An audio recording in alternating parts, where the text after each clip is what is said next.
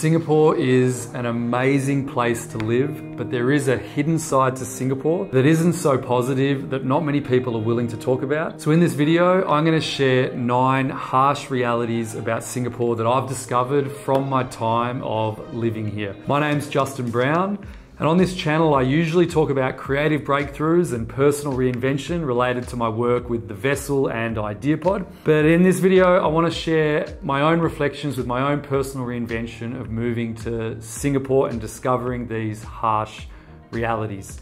This video is for you if you're an expat and you're thinking of moving to Singapore and you want to hear a perspective that not many people are willing to talk about. The first harsh reality is that people are not very emotionally expressive. Now, of course, this might be great for some people.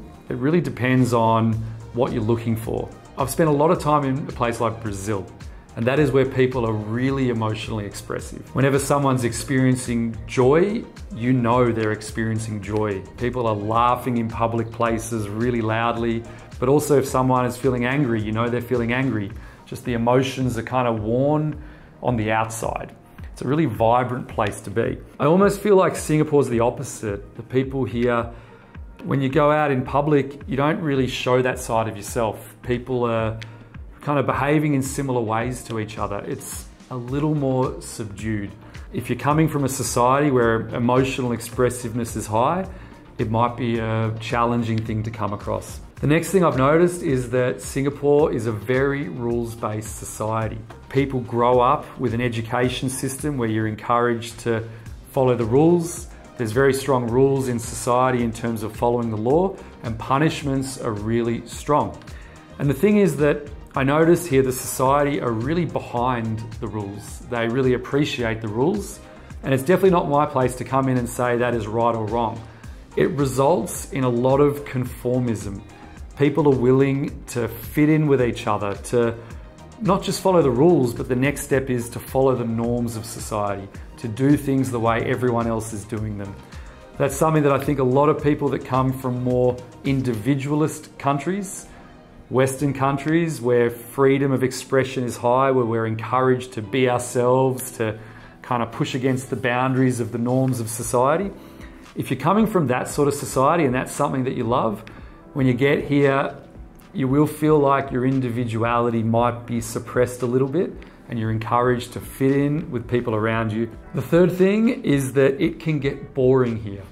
I have lost count of the amount of times that someone has told me that after a couple of weeks in Singapore, they need to get out.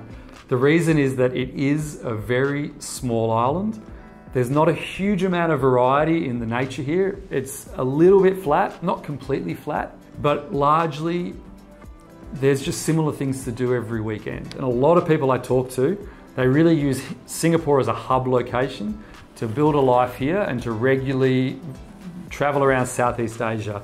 The fact that I can embrace a life here, but regularly live my life outside Singapore. It's just a beautiful hub location.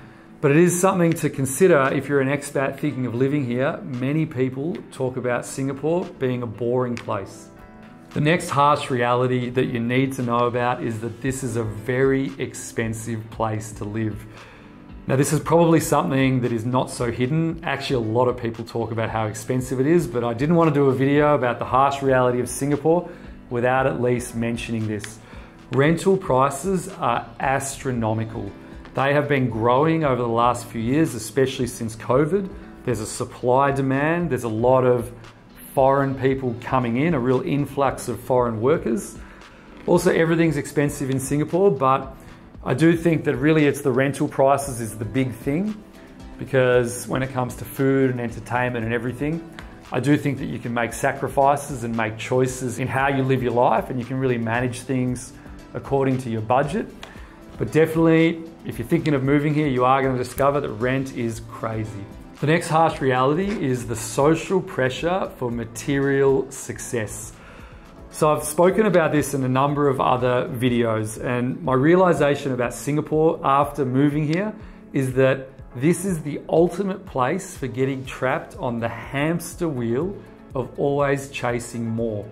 It's a very rich country, and the society encourages the pursuit of material goods. They encourage you to try to be successful. It's almost like the iconic place where capitalism has really taken root. And it's a wonderful thing about Singapore. It's a really prosperous place to be.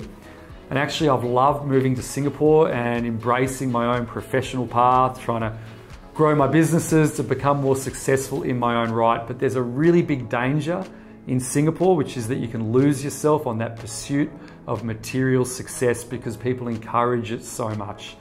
I've had to really learn to consciously slow down and just relax and be really happy with what I've got, rather than always comparing myself to all of these super successful people all around me.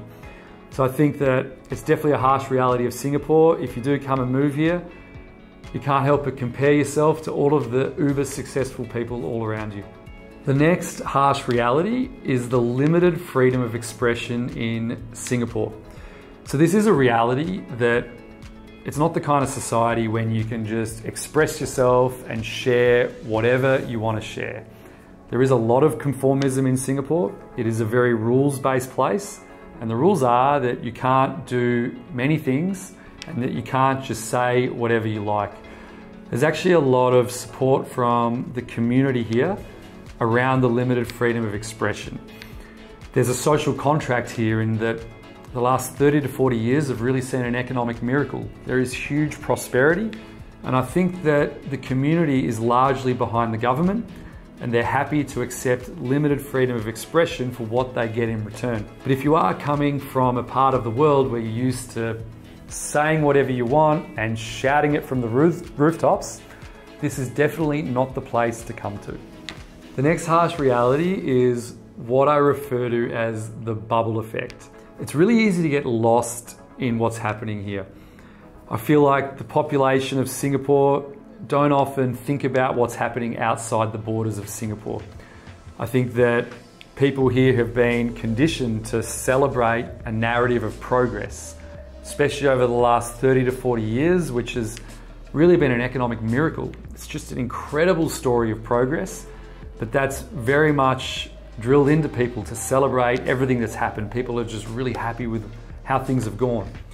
But the unfortunate result of that, I think, is that you can sort of lose touch of what's happening outside your borders. We live in Southeast Asia with all of these different cultures all around us, all of these different levels of economic development. And it does feel to me when I meet people here in Singapore, there's not a huge level of awareness of what's going on outside Singapore. It also extends to other parts of the world. It's very easy to lose yourself in the bubble. This is not restricted to just Singaporeans. I feel like as expats, we come in, it's also very easy to kind of lose yourself in how good things are here. We often come attracted by ambition, prosperity, building our businesses, chasing really successful careers. We just love living inside this little red dot. We lose ourselves here. Life is good. It's really easy to be here. Sort of just don't end up thinking about what's happening outside these borders. So there is the bubble effect here in Singapore. The next harsh reality is overstructured childhoods. So this one's probably a little controversial to talk about. And I have to admit that childhoods here follow the kind of ethos of society, which is to be very structured, very rules-based, very conformist. It's something that myself, I do think about in that I am single. I do think that having a family one day would be a wonderful thing, and I have chosen to base myself in Singapore, thinking that it could potentially be a wonderful place to raise a family one day. So this is one of my concerns. I had an old Australian friend who was living here in Singapore for a long time, and he married an Australian. He raised the kids here in Singapore up until the age of 15, and he made the decision to move back to Australia. He was telling me the reason why, and he said, "Justin, I'm really worried that my kids are getting too soft. Life is really good here in Singapore. It's just so easy. Everything's so easy for my kids, and they're just never really experiencing anything edgy. They're not really playing sport as much. They're not, meeting different kids on the streets and just having all of these different experiences. I want to bring my kids back to Australia to have that sort of upbringing before it's too late. And that's really stuck with me. I think that Singapore would be a wonderful place to raise kids for many reasons, especially the security and safety, the prosperity. The schooling here is fantastic. So there's many wonderful things. But if you take into account a lot of what I've shared in this video around conformism, rules-based order, it is something to take into account that there could well be an overly structured upbringing of kids. The final harsh reality is weather fatigue. So many people complain about the weather here. It is very hot, very humid all year round. It rains regularly. You don't really get the seasons, so it's very consistent all year round. Singapore is right near the equator. I have to admit that just for me, actually I don't mind the weather here. I really love hot weather. I love feeling the heat. It does get super humid in the middle of the day, but for the mornings and the evenings, the last few hours of the day, the first few hours, for me it's absolutely beautiful. When you get the sunrises, the sunsets, you can really feel the heat. For me, it's not that bad, but it is something to share that it is a harsh reality for many people. They really do struggle with weather fatigue. So these are the harsh realities that I wanted to share with you if you are someone who is thinking of moving to Singapore. But I do want to say that it would be very easy to create a video like this about any country on earth. There will always be harsh realities wherever you go. The reality is that I love Singapore. I have loved my 18 months here and I plan on staying here for the foreseeable future. There are so many wonderful things about this society. It's very secure and stable. It's hugely prosperous, which provides so many opportunities. People are incredibly friendly to each other, as well as welcoming to expats coming in. People are curious about you. I haven't had any trouble meeting new people. It's a wonderful place to live, so I encourage you to consider moving to Singapore if you've got the opportunity to do so. But there are things about Singapore that is important to be aware of to have a more balanced perspective. I recently created a video about how being in Singapore caused me to rethink my perspective on money and happiness. It's displaying on the screen right now, so do check it out. And I'd love to know what you think in the comments of Singapore, whether you're thinking of moving here. You've got experience here, please share it. Let's start a conversation together.